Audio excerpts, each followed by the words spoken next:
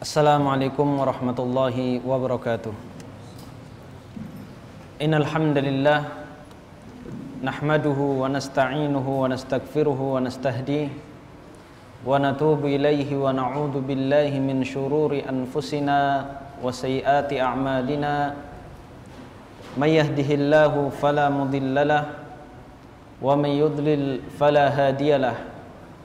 Wa asyhadu an la ilaha illallah wahdahu la syarika lah wa asyhadu anna Muhammadan abduhu wa rasuluh. Ya ayyuhan nasu ittaqu rabbakumul ladzi khalaqakum min nafsin wahidah wa khalaqa minha zawjaha wa batha minhuma rijalan katsiran wa nisaa'a wattaqullaha alladzi tasaaluna bihi wal arham innallaha kana 'alaikum raqiba. Amma ba'd.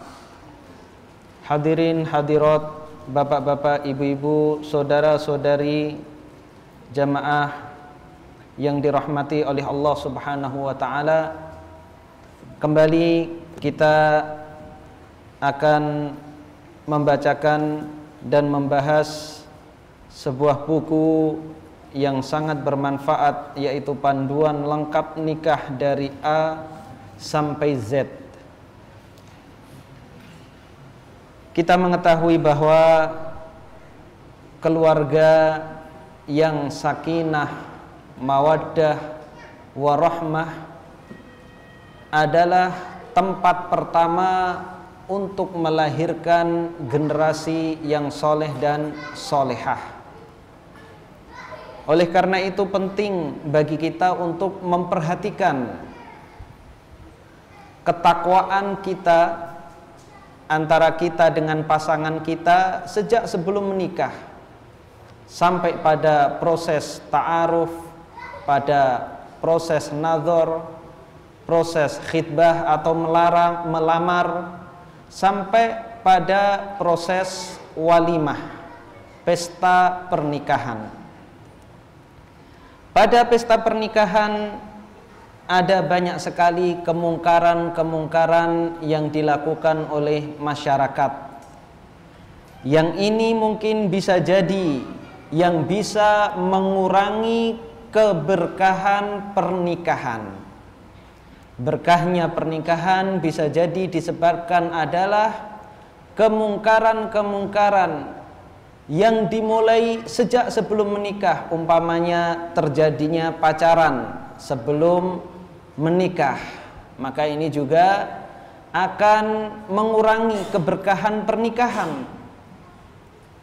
Lebih jelek lagi kalau orang pacaran gak menikah juga.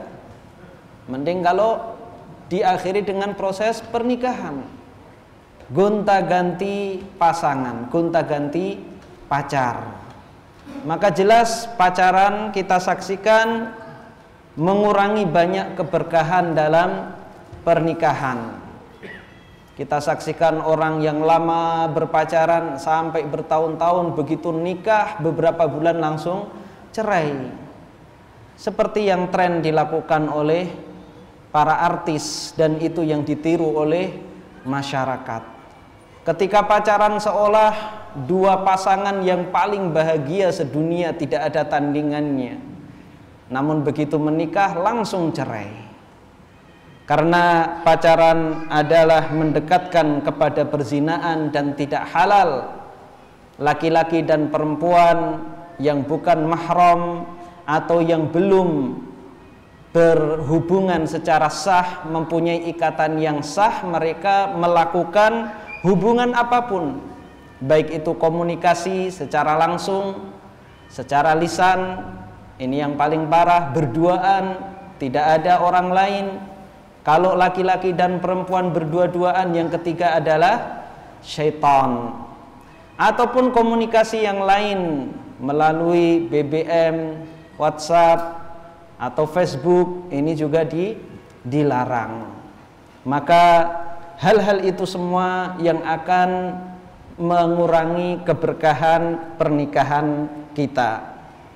Kemudian juga di sini yang akan kita bahas adalah bab kebiasaan-kebiasaan yang wajib dijauhi dalam pernikahan. Dalam artian kemungkaran-kemungkaran dalam pesta walimah. Syekh menyebutkan, kami akan menyebutkan dalam bab ini sebagian kebiasaan yang harus dijauhi secara mutlak karena syariat melarangnya. Karena kebiasaan-kebiasaan ini sering dilakukan ketika dilangsungkannya pernikahan. Maka tepat sekali bila kami mengemukakannya di sini. Pertama, yang biasa dilakukan oleh pengantin wanita, yaitu mencabut alis, diganti dengan yang lain, diganti dengan warna atau bahkan diganti dengan yang permanen, dengan ditato. Maka ini adalah kemungkaran yang besar. Kalau sekedar menghias dan alisnya tidak dicabut, maka ini tidak mengapa. Tapi kalau dicabut sampai bersih ya, dengan sinar laser atau yang lain sebagainya, kemudian diganti dengan tato, maka ini kemungkaran yang besar. Syekh Al-Albani mengatakan, apa yang dilakukan sebagian wanita berupa mencabut alisnya sehingga menjadi seperti busur atau bulan sabit yang mereka lakukan untuk mempercantik diri menurut dugaan mereka, maka hal ini termasuk perbuatan yang diharamkan oleh Rasulullah Sallallahu Alaihi Wasallam. Syekh Albani mengatakan untuk mempercantik diri menurut dugaan mereka. Mereka menduga itu menambah kecantikan, namun terkadang justru menambah seram pada wanita tersebut. Bukan tambah cantik, malah kayak nenek lampir setelah dicabut alisnya. Dan ini diharamkan oleh Rasulullah Sallallahu Alaihi Wasallam dan pelakunya dilaknat. Berdasarkan sabda beliau, la'anallahul washimati wal mustawshimat wal wasilati wan namisati wal mutanammisat wal mutafallijati lil husni al mughayyirati khalqallah. Allah melaknat orang yang mentato dan wanita yang minta ditato, wanita yang menyambung rambutnya dengan rambut palsu, yang mencukur alis dan yang minta dicukur, dan wanita yang merenggangkan giginya atau mengikir giginya untuk kecantikan, yang merubah ciptaan Allah. Hadis sahih diriwayatkan oleh Imam Bukhari di dalam sahihnya. Hal ini diharamkan walaupun dilakukan untuk suami. Jadi berhias itu diperintahkan kepada wanita untuk suami-suami mereka. Namun apabila berhias dengan cara seperti ini tetap tidak diperbolehkan. Terlebih apabila berhias seperti ini untuk ditampakkan di hadapan orang-orang atau laki-laki yang bukan mahram wanita tersebut. Karena terdapat larangan yang tegas dari Rasulullah Sallallahu Alaihi Wasallam. Kemudian yang kedua adalah mentato, mengikir gigi dan menyambung rambut. Disebutkan di dalam kitab As-Sahihain, yaitu Bukhari dan Muslim dan selainnya, dari Ibnu Mas'ud radhiyallahu anhu, ia mengatakan, Allah melaknat wanita yang mentato dan yang minta ditato, wanita yang mencukur alisnya, wanita yang merenggangkan giginya untuk kecantikan, yang merubah ciptaan Allah. Hal itu atau perkataan Ibnu Mas'ud ini sampai kepada seorang wanita dari Bani Asad yang biasa dipanggil dengan Ummu Ya'qub. Maka ia datang seraya mengatakan, telah sampai kepadaku dari dirimu bahwa engkau melaknat demikian dan demikian, yaitu melaknat wanita yang mentato, wanita mencukur alisnya, dan wanita yang mengikir giginya. Ibnu Mas'ud menjawab, mengapa aku tidak boleh melaknat orang yang dilaknat oleh Rasulullah sallallahu alaihi wasallam dan orang yang dilaknat di dalam kitabullah atau Al-Quran? Wanita itu mengatakan, aku telah membaca Al-Quran dan aku tidak mendapati apa yang engkau katakan. Maka Ibnu Mas'ud mengatakan, jika engkau telah membacanya, maka engkau telah mendapatinya. Bukankah engkau telah membaca, wa ma atakumur rasulu fakhudhuh wa ma nahakum anhu fantahu? Apa saja yang diberikan Rasul kepadamu, maka terimalah dia, dan apa yang dilarangnya bagimu, maka tinggalkanlah ia. Ayat surat Al-Hasyr ayat 7. Ini juga merupakan bantahan kepada kelompok Qur'aniyin yang hanya mau berdalil dengan Al-Quran saja dan menolak hadis-hadis Rasulullah sallallahu alaihi wasallam. Mereka tidak mau menerima hadis-hadis Rasulullah sallallahu alaihi wasallam, padahal Allah Subhanahu wa taala jelas di dalam ayat ini mengatakan, wa ma atakumur rasulu fakhudhuh wa ma nahakum anhu fantahu. Apa saja yang diberikan oleh Rasul, apa saja yang diperintahkan Rasul kepadamu, maka terimalah dia, laksanakan itu, dan apa yang dilarangnya bagimu, maka tinggalkanlah. Jadi perintah Rasulullah juga merupakan perintah Allah Subhanahu wa ta'ala, satu kesatuan yang tidak bisa dipisahkan, seperti dua gambar pada sisi mata uang. Ya, ada dua gambarnya, gambar depan dan gambar belakang. Kalau salah satu hilang gambarnya, depannya ada gambarnya, belakangnya kosong, lakukah uang tersebut? Jelas tidak laku. Maka konsekuensi kita beriman kepada Allah Subhanahu wa taala juga beriman kepada Rasulullah sallallahu alaihi wasallam. Makanya rukun Islam yang pertama, yaitu bersyahadat yang disaksikan dua dijadikan dalam satu rukun. Asyhadu an la ilaha illallah wa asyhadu anna Muhammadar Rasulullah. Termasuk di sini adalah larangan bagi wanita untuk mencukur alisnya atau mencabut alisnya dan juga mentato, meskipun tidak ada lafaz larangan di dalam Al-Quran, namun ini telah sahih dari Rasulullah sallallahu alaihi wasallam, maka itu secara otomatis juga larangan dari Allah Subhanahu wa taala. Ia menjawab, tentu. Dia mengatakan, sesungguhnya beliau telah melarangnya. Ia mengatakan, aku melihat keluargamu melakukannya. Jadi wanita ini karena kalah berdebat dengan Ibnu Mas'ud, dia mengatakan, aku melihat keluargamu melakukannya. Maka Ibnu Mas'ud pun mengatakan, pergilah lalu lihatlah. Kemudian ia pergi untuk melihatnya, tetapi ia tidak mendapati sesuatu pun dari apa yang ditujunya atau yang dituduhkannya.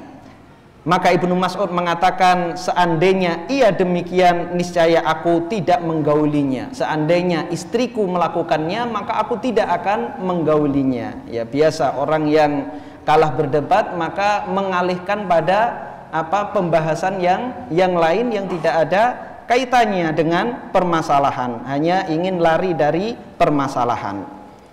Dalam kitab As-Sahihain, Sahih Bukhari dan Sahih Muslim, dari Aisyah bahwa seorang gadis dari Ansor telah menikah.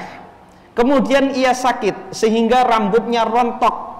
Lalu ia ingin menyambung rambutnya. Lantas mereka bertanya kepada Nabi sallallahu alaihi wasallam, maka beliau bersabda, la'anallahul wasilata wal mustausilah. Allah melaknat wanita yang menyambung rambutnya dan wanita yang meminta untuk disambung rambutnya. Hadis yang sahih yang diriwayatkan oleh Imam Bukhari dan Imam Muslim. An-namisah ialah wanita yang mencukur bulu alis. Al-washr ialah merenggangkan gigi dan mengikirnya dengan alat pengikir dan selainnya sehingga menjadi indah. Inilah makna al-mutafallijat lil husni, yaitu wanita yang melakukannya untuk kecantikan. Adapun al-wasm ialah menusuk anggota tubuh dengan jarum atau selainnya sampai darahnya mengalir, kemudian diberi celak atau perwarna atau selainnya sehingga menjadi biru, kadang-kadang berbentuk hiasan atau selainnya. Pelaku atas semua perbuatan itu akan dilaknat oleh Rasulullah Sallallahu Alaihi Wasallam. Pelaku atas semua perbuatan itu dilaknat oleh Rasulullah Sallallahu Alaihi Wasallam dan akan mendapat laknat dari Allah Subhanahu wa Ta'ala. Sedangkan arti laknat ialah dijauhkan dari rahmat Allah Subhanahu wa Ta'ala. Keberadaan tato itu adalah najis sebagaimana disebutkan oleh sebagian ulama, karena darah tercampur di dalamnya, karena ada darah beku yang bercampur dengan tinta tato. Oleh karena itu harus dihilangkan walaupun dengan melukainya jika hal itu memungkinkan. Syekh Muhammad bin Shalih Al-Utsaimin berkata, merias itu ada dua macam. Yang pertama, bersifat tetap atau permanen dan berkelanjutan, tidak bisa dihapus, tidak bisa dirubah, seperti tato, memperindah gigi dan mencabut alis mata. Maka semua ini diharamkan, bahkan termasuk dosa besar, karena Nabi Shallallahu Alaihi Wasallam melaknat pelakunya. Yang kedua, merias yang bersifat sementara, maka hal ini tidak mengapa, seperti merias dengan celak, make up, bedak dan selainnya yang dilakukan di rumah untuk suaminya. Kemudian selanjutnya hukum memakai wig, yaitu rambut palsu. Syekh Shalih bin Fauzan Al-Fauzan mengatakan, di antara menyambung rambut yang diharamkan adalah memakai wig yang dikenal pada zaman ini berdasarkan sabda Rasulullah Sallallahu Alaihi Wasallam, ma minim ra'atin taj'alu fi ra'siha sya'ran min sya'ri ghairiha illa kana zura. Tidaklah seorang wanita meletakkan rambut dari rambut selainnya, melainkan itu suatu penipuan. Wig adalah rambut buatan yang menyerupai rambut kepala dan memakainya adalah sebuah penipuan. Dan berdasarkan hadis Ummul Mukminin Aisyah radhiyallahu anha tentang seorang gadis yang rambutnya rontok dan Rasulullah Shallallahu Alaihi Wasallam melarangnya menyambung rambutnya dengan rambut selainnya.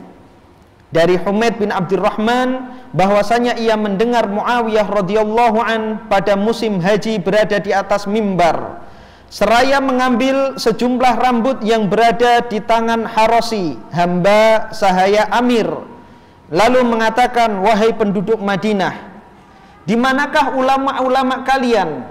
Aku telah mendengar Nabi Shallallahu Alaihi Wasallam melarang perbuatan semacam ini.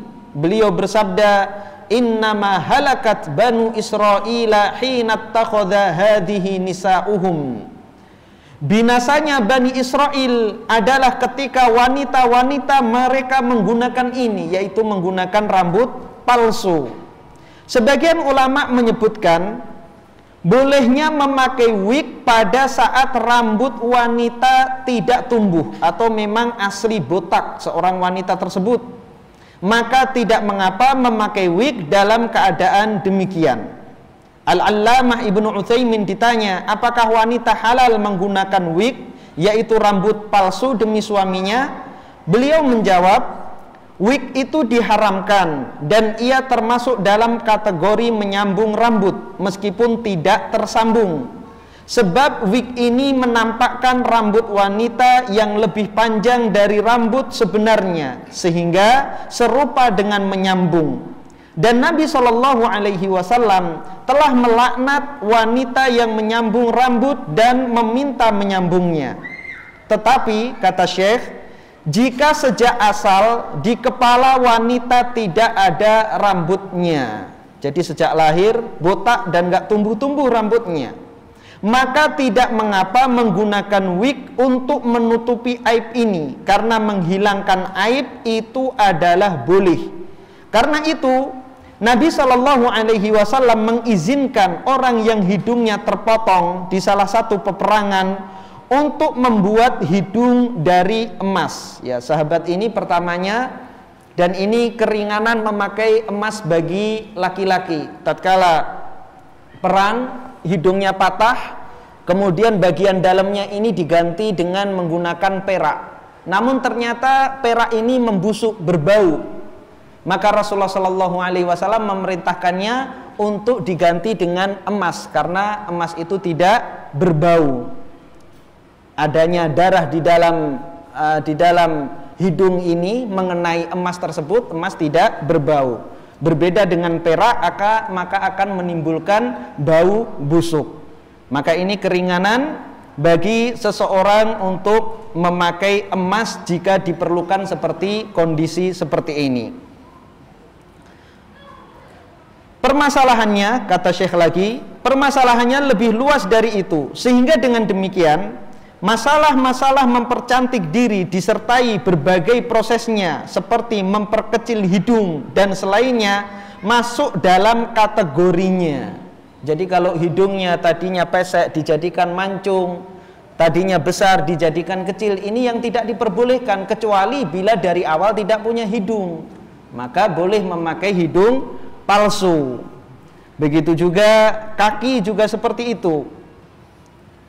Mempercantik bukan menghilangkan aib.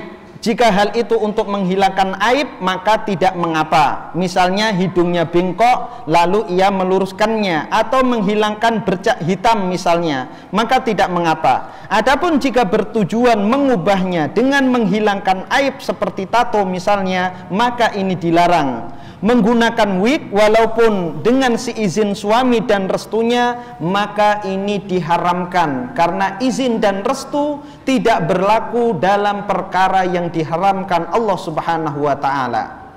Berkaitan dengan menghilangkan tato, setelah mengetahui keharamannya atau setelah bertaubat dari hal itu, Syekh Ibnu Baz berkata, jika manusia mampu menghilangkannya, maka ia harus menghilangkannya. Jika tidak dapat dihilangkan dari aspek kedokteran, bisa membahayakan kesehatannya misalnya, atau bisa dihilangkan namun dengan biaya yang sangat mahal. Kalau tidak melukainya, maka biayanya teramat mahal. Maka Syekh mengatakan, alhamdulillah ia mendapatkan uzur karena tidak mampu. Mungkin tatkala itu dia belum mengetahui hukum bertato, atau seorang mu'allaf yang tadinya non muslim dia mentato sekujur tubuhnya, tentunya kalau dihilangkan itu akan membahayakan kesehatannya. Maka dalam kondisi seperti ini dia dimaafkan sebagaimana firman Allah Subhanahu wa taala,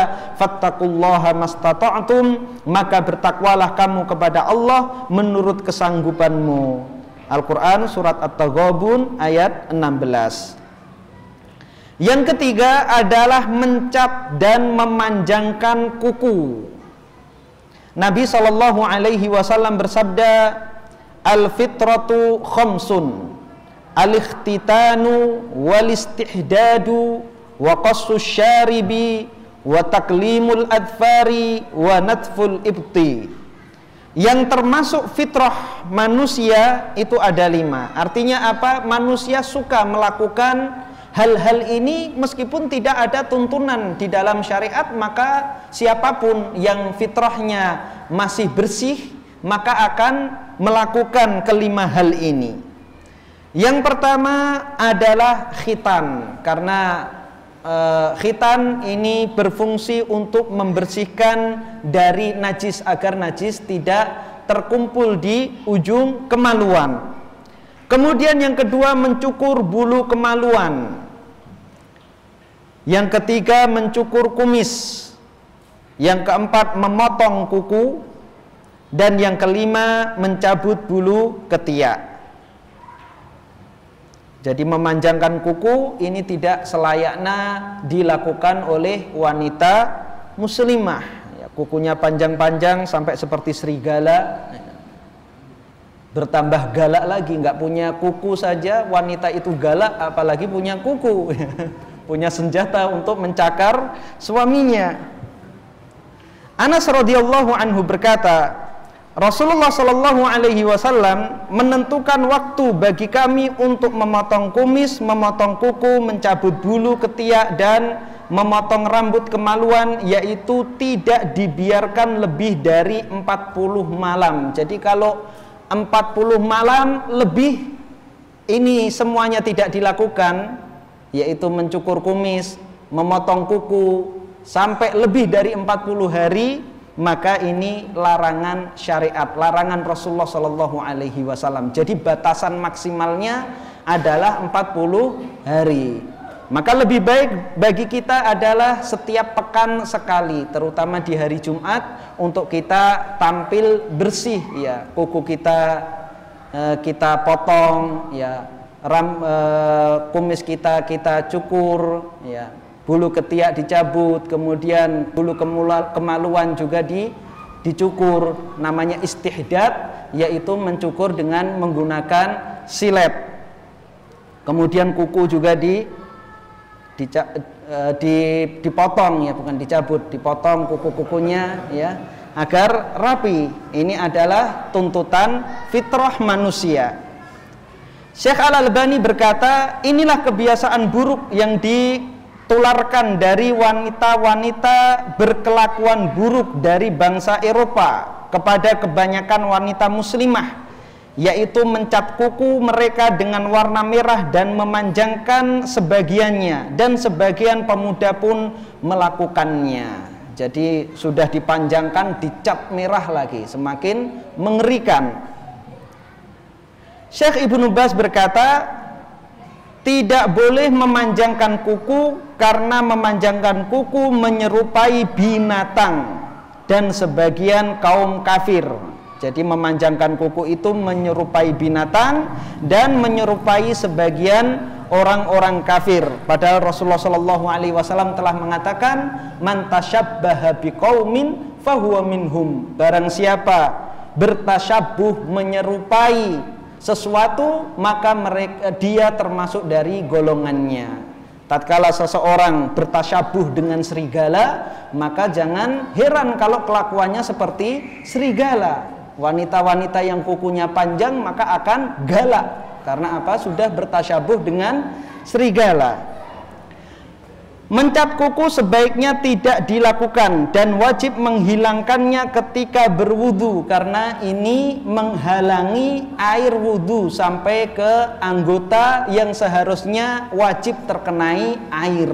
Karena seorang wanita berkewajiban melakukan sholat 5 waktu sehari semalam, dan dia harus berwudu. Kalau ada kuteksnya, ya, ada catnya di kukunya, maka ini yang menghalangi air sampai ke kuku tersebut sehingga wudunya tidak sah.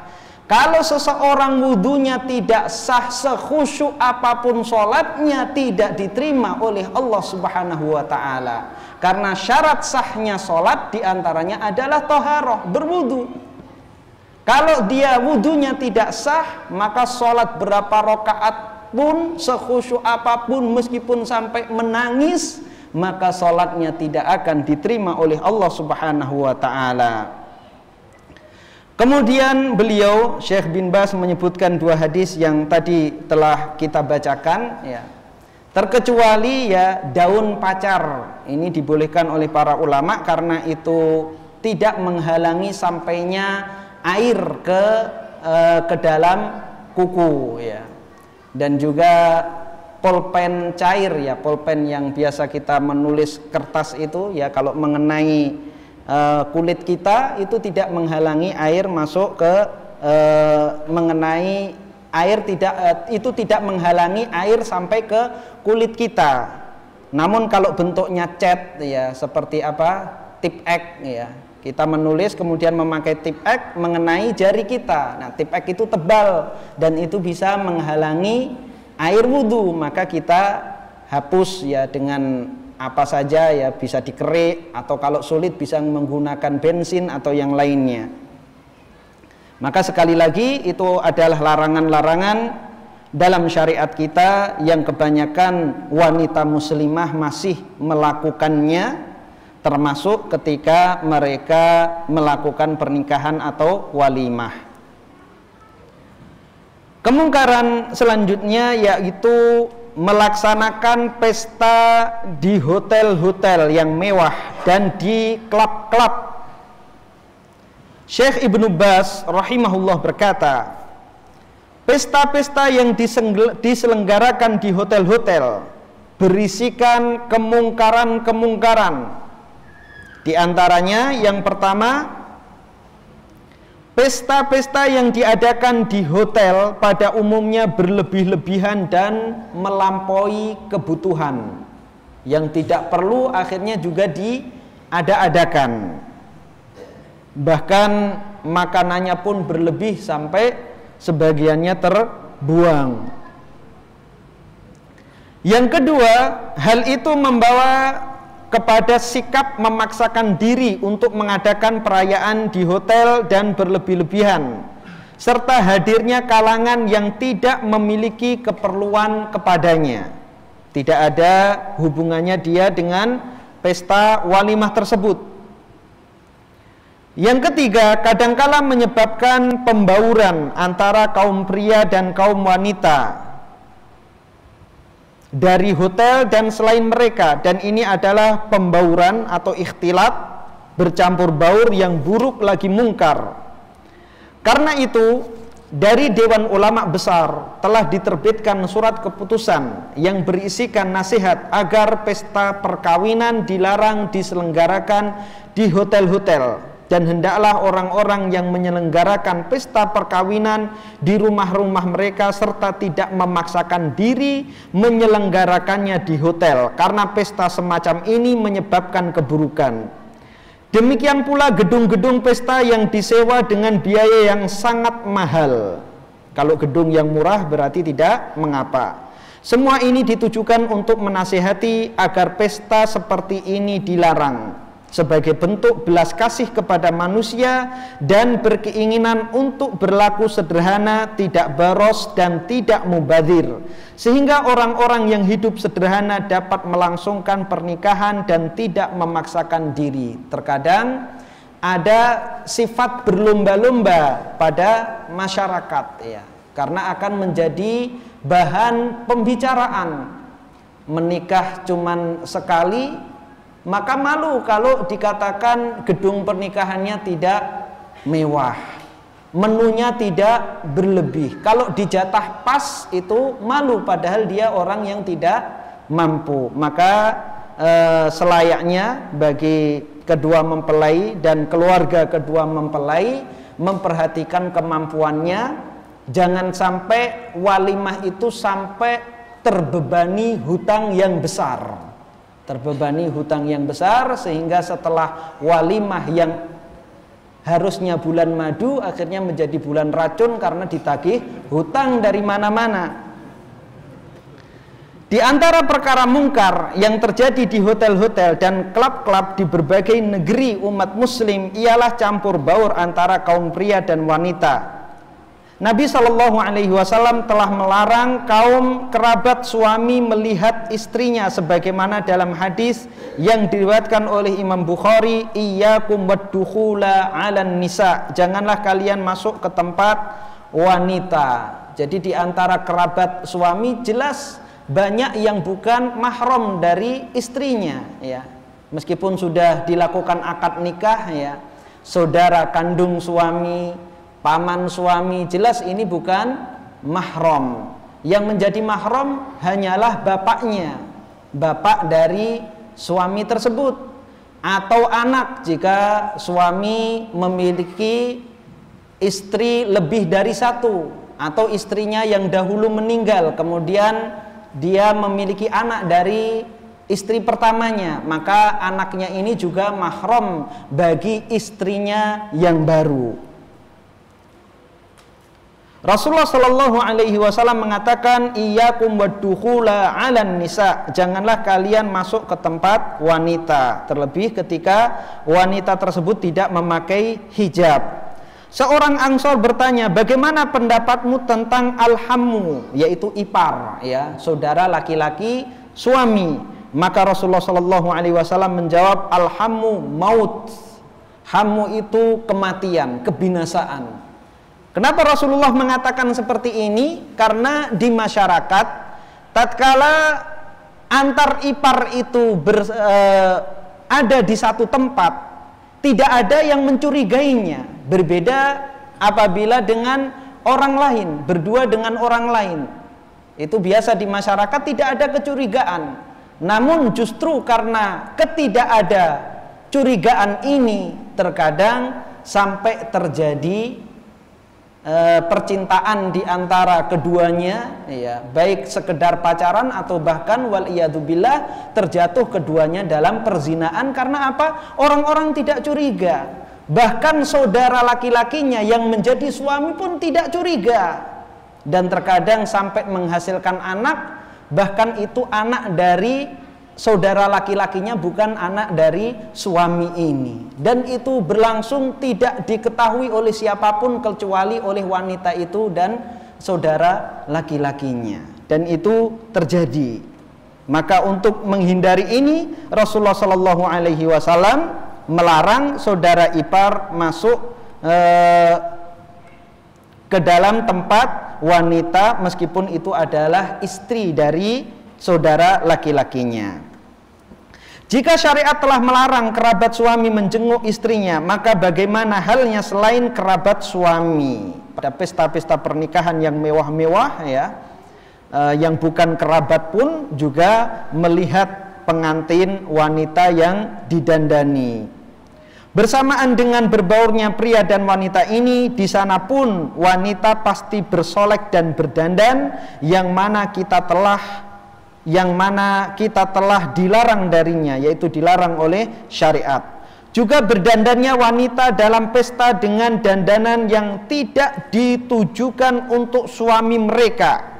Semua itu menyebabkan kaum pria memandang kaum wanita dan wanita memandang kaum pria, dan hati-hatilah terhadap apa yang terjadi sesudah itu. Bahkan di samping berhias, kaum wanita pun memakai parfum yang dapat menggoda kaum pria dengan melupakan sabda Nabi Shallallahu Alaihi Wasallam, ayyumam ra'atin istaqtarat famarrat ala qaumin liyajidu min rihiha fahiya zaniyah. Wanita mana saja yang memakai parfum lalu melintasi kaum pria agar mereka mencium aromanya, maka wanita itu adalah penzina. Hadis yang sahih yang diriwayatkan oleh Imam Tirmidzi. Baik wanita tersebut bersolek maupun berhijab, kalau memakai parfum keluar rumah agar orang mencium bau parfumnya tersebut, maka dia mendapatkan dosa zina. Karena apa? Bau parfum yang datang dari seorang wanita meskipun berhijab ini akan mengundang gejolak syahwat, menyulut syahwat laki-laki yang menciumnya. Beliau Rasulullah Shallallahu Alaihi Wasallam juga bersabda, innal mar'ata idza kharajat istashrafaha syaitan. Sesungguhnya jika wanita keluar rumah, maka syaitan mengawasinya dan syaitan menghiasinya. Meskipun wanita ini jelek, kalau keluar maka laki-laki akan tergoda dengan wanita tersebut. Masih lama azan? Ya, ini adalah larangan-larangan bagi para wanita untuk melakukannya baik ketika pesta pernikahan mereka, walimah mereka, atau sebelum walimah. Dan biasanya wanita seperti ini, wanita yang suka berdandan di hadapan orang-orang yang bukan mahramnya dan bukan suaminya, maka biasanya Allah Subhanahu wa ta'ala menghukum dia malas berdandan di hadapan suaminya. Ketika berdandan pergi ke kantor, pergi bekerja, pergi menjadi pelayan toko, cantiknya bukan main, Masya Allah. Tapi ketika berada di rumah bersama suaminya, mukanya cuman didempul semalam suntuk. Sebelum tidur jadi topeng monyet. Setelah bangun pagi hari dibersihkan, tampil cantik. Maka keadaan masyarakat kita saat ini melihat istri orang lebih cantik dari istrinya, dan semuanya merasakan seperti itu. Karena apa? Semua istri-istri mereka berdandannya untuk laki-laki lain. Adapun di rumah ya apa adanya. Kita lanjutkan. Imam Muslim meriwayatkan dalam sahihnya dari Abu Hurairah radhiyallahu an, ia mengatakan Rasulullah sallallahu alaihi wasallam bersabda, sinfani min ahlin nar lam arahuma qaumun ma'ahum siyatun ka'adnabil baqar yadribuna bihan nas wa nisaun kasiyatun 'ariyatun mumilatun ma'ilat ru'usuhunna ka'asnimatil bukhtil ma'ilah la yadkhulnal jannah wa la yajidna rihaha wa inna rihaha la yujadu min masirati kadza wa kadza. Rasulullah bersabda, ada dua golongan penghuni neraka yang aku belum pernah melihatnya, yaitu orang-orang tersebut tidak pernah dilihat oleh Rasulullah Shallallahu Alaihi Wasallam pada masa hidup beliau. Siapa mereka? Yang pertama adalah kaum yang mempunyai cemeti atau cambuk seperti ekor sapi. Mereka mencabuk manusia dengannya, yaitu para pemimpin yang diktator dan orang-orang bawahannya, ya, tentara-tentaranya, kaki tangannya yang menghukum manusia dengan cambuk-cambuk mereka. Dan kaum wanita yang berpakaian tapi telanjang, berpakaian tapi membentuk tubuh mereka, berpakaian tapi masih menampakkan aurat-aurat mereka, yang menggoyang-goyangkan pundaknya dan berlenggak-lenggok, dan kepala mereka seperti punuk onta yang condong. Mereka tidak masuk surga dan tidak pula mencium baunya, padahal bau surga dapat dicium dari jarak sekian dan sekian. Benar, orang-orang yang membiarkan istri-istri mereka demikian adalah seperti orang-orang yang disifatkan oleh Nabi Shallallahu Alaihi Wasallam sebagai orang yang tidak mempunyai rasa cemburu, dan beliau mengabarkan bahwa mereka termasuk orang yang tidak akan masuk surga. Jadi wanita-wanita tersebut terancam tidak masuk surga. Suami yang membiarkan istri-istri mereka dan anak-anak wanita mereka seperti itu juga terancam tidak masuk surga. Laki-laki ini dinamakan Rasulullah Shallallahu Alaihi Wasallam adalah dayyuth, lelaki yang tidak memiliki kecemburuan terhadap keluarganya dan menyetujui kenistaan dan yang ada terjadi pada keluarganya.